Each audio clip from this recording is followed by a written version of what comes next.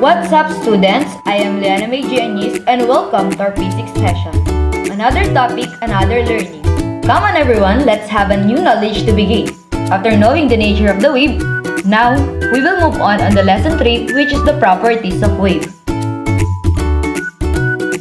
A wave is a repeating pattern. It repeats itself in a periodic and a regular fashion over both time and space.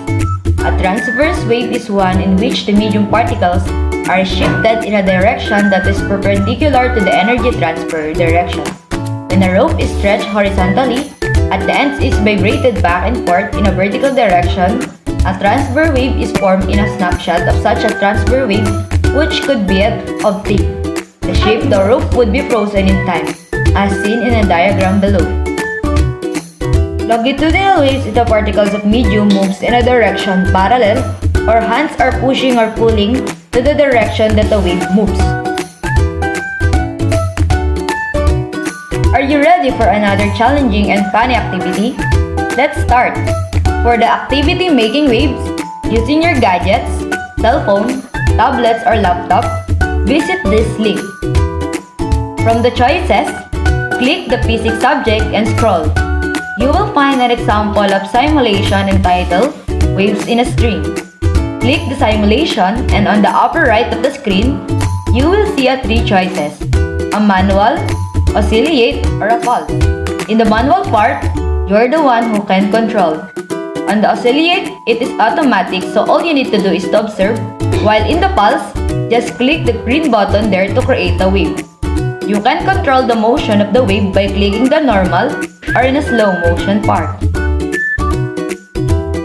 The highest part of the wave is called the crest. The lowest part is called the trough. The wave height is the overall vertical change in height between the crest and the trough.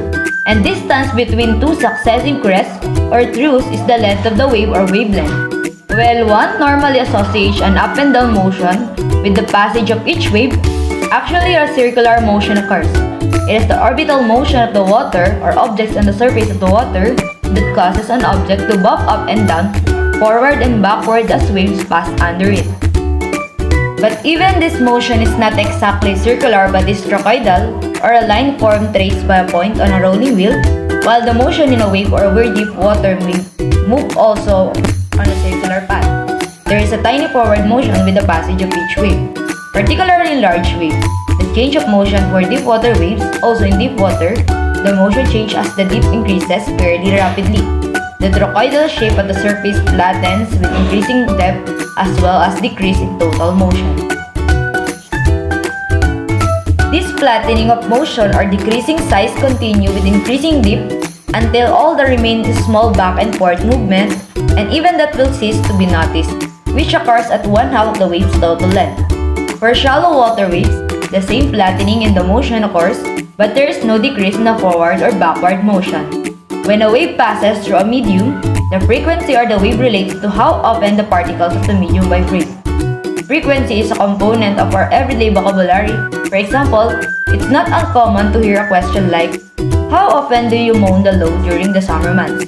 Of course, the question is about how often the lawn is mowed, and the answer is usually something along the lines of first time per week.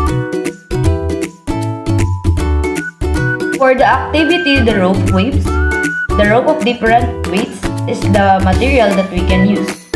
The purpose of this activity is to show students how wave travels differently through ropes and different thickness and weights.